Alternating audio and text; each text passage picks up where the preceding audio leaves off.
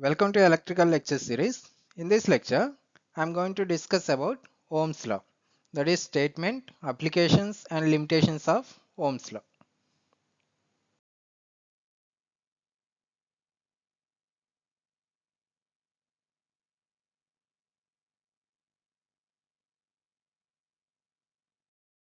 Coming to introduction to Ohm's law is a formula used to calculate the relationship between voltage, current and resistance in any type of electrical circuit.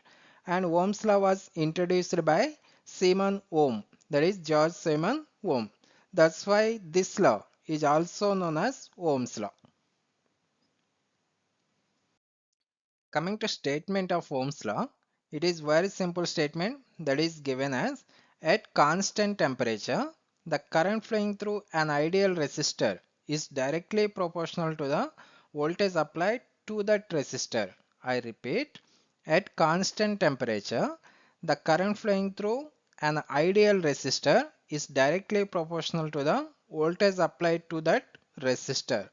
Okay, consider small circuit diagram which is having R amount of resistor. To this resistor we are going to apply V amount of voltage which causes the I amount of current.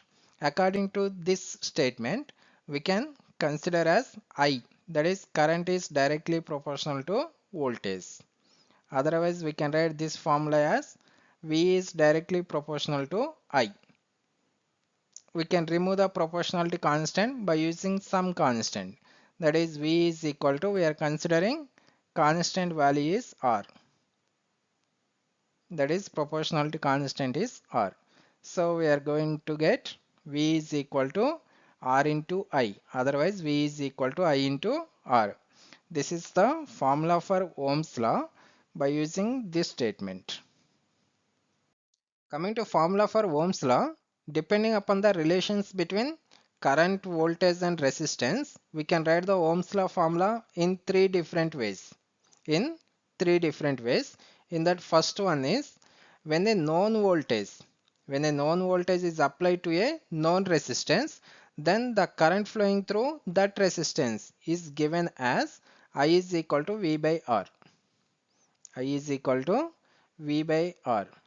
Okay, that is nothing is there, very simple. Okay, this is the resistance having the value of R, and across this resistance we are applying V amount of voltage. That time the current flowing through this resistance is given as I is equal to V by R. Coming to second formula, that is the current flowing through resistance is known, also the resistance value is known. That time the formula for finding the voltage across that resistance is given by V is equal to I into R.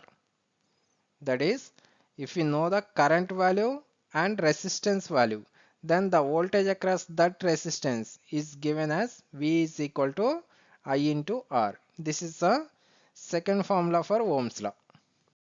Coming to third formula, that is, if we know the current value and voltage value, then the formula for resistance is given as R is equal to V by I. Okay, that's the third form of Ohm's law. That is third formula of Ohm's law.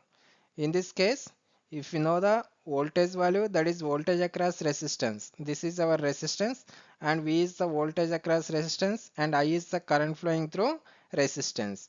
Okay, if you want to find out this resistance value, the formula is R is equal to V by I. Okay, these are the three types of formulas for Ohm's law. Okay, this point is very important. That is, while forming the Ohm's law, why we are going to consider temperature is constant. Okay, the concept is very simple. That is, the main criteria for Ohm's law is to keep the resistance value is constant. Okay, we have to keep the resistance value is constant. But here resistance value is depending upon the temperature. If temperature is changes, then resistance value also going to change. But while forming the Ohm's law, we have to make the resistance is same. Means resistance value is constant. In order to make the resistance as constant, we have to make the temperature also constant. Okay, for making resistance as constant, we are going to make the temperature is constant. That's why we are going to make the temperature is a constant while forming the Ohm's law. Coming to applications of Ohm's law, we are having so many applications of Ohm's law in our daily life. In that, first one is fan regulator. Here fan regulator is the common application of Ohm's law. In this, the current flowing through fan going to control by controlling the resistance value. Coming to second application, in voltage divider. In voltage divider also we are going to use the Ohm's law. In this, the source voltage going to divide across the output resistance by using the Ohm's law. And coming to third one, in DC ammeter. In DC ammeter and some other DC measuring instruments, we are going to use the Ohm's law in order to divert the current. Okay, these are the some of the major applications of Ohm's law. Coming to limitations of Ohm's law, we are having some limitations while applying the Ohm's law. In that, first one is Ohm's law cannot be applied to unilateral elements.